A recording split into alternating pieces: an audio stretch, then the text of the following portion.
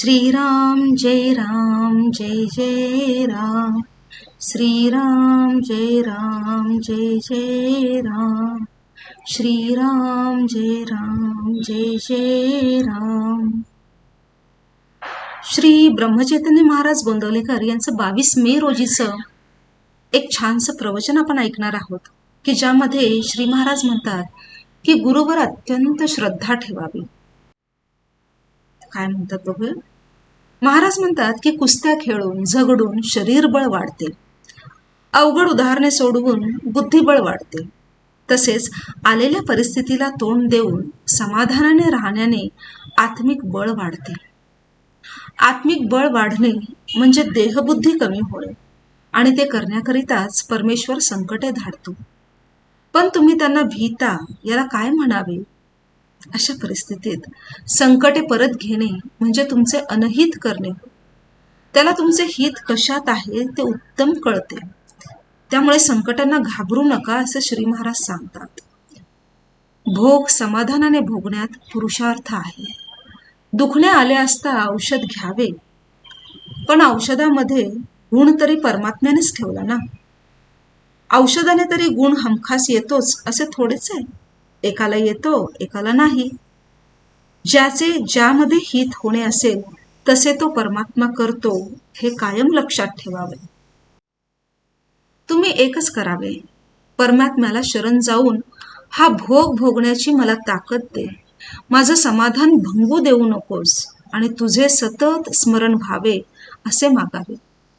दुखणे भोगायचे आहे तर ते समाधानाने का नाही भोगू। प्रारब्धाचे तुमच्या डोक्यावरचे ओझे कर्ज तेवढ्या प्रमाणात कमी नाही का होणार।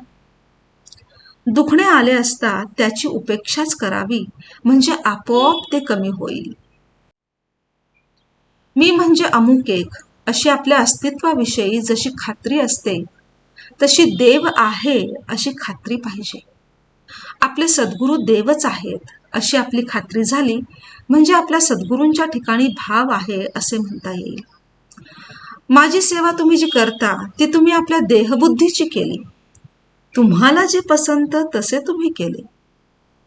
वास्तविक माझी सेवा म्हणजे मला जे आवडते ते करणे, माझ्या आज्ञेत राहणे, नामस्मरण करणे, सर्वानुभूती भगवत भाव ठेवून कुणाचे मन न दुखवणे, परमात्मा सर्व करतो अशी भावना ठेवणे। माझ्या सांगण्याचा परिणाम न होण्याची 2 कारणे असतील।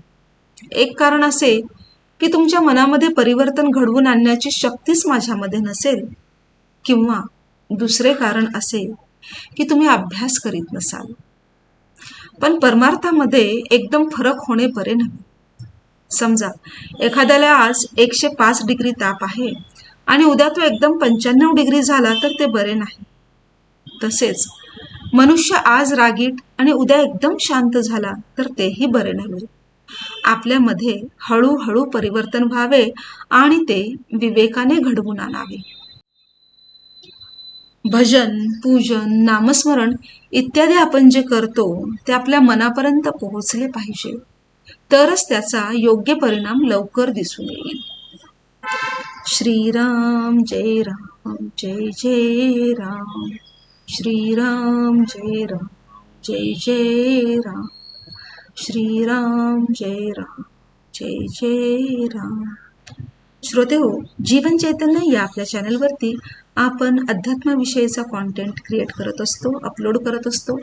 जर आपल्याला अशा प्रकारचा कॉन्टेंट आवडत असेल तर जरूर चॅनलला सबस्क्राईब करा, बेल आयकॉनला हिट करा, म्हणजे नवनवीन कॉन्टेंट आपल्यापर्यंत पोहोचेल। आणि ज्यांना या विषयामध्ये रुची आहे त्यांच्याबरोबर हा चॅनल तुम्ही शेअर करू शकता। धन्यवाद। श्रीराम।